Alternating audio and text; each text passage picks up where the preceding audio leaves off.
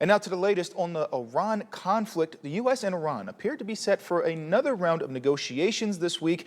During the talks last weekend, leaders failed to reach an agreement to end this ongoing war in Iran. And since then, the U.S.'s military blockade on all Iranian ports has been holding. And ABC's Christiane Cordero says that this tactic may force concessions in the upcoming peace talks. This morning, President Trump is again signaling another round of peace talks with Iran may come soon, along with the end of the war itself. I think it's close to over, yeah. I mean, I view it as very close to over. You know what?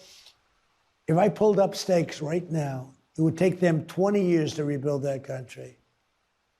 And we're not finished. We'll see what happens. The president has made similar predictions over the past 7 weeks since launching the first strikes on Iran.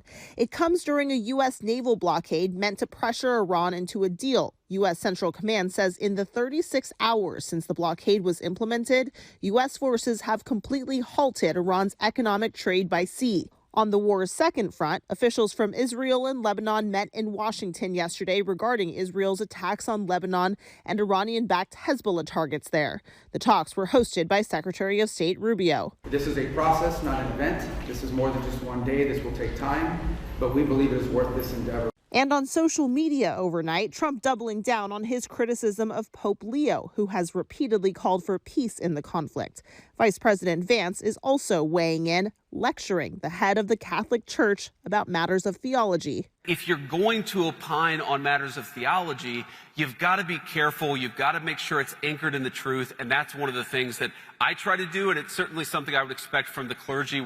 The Pope says he has no fear of the Trump administration and has vowed to keep up his appeal for peace.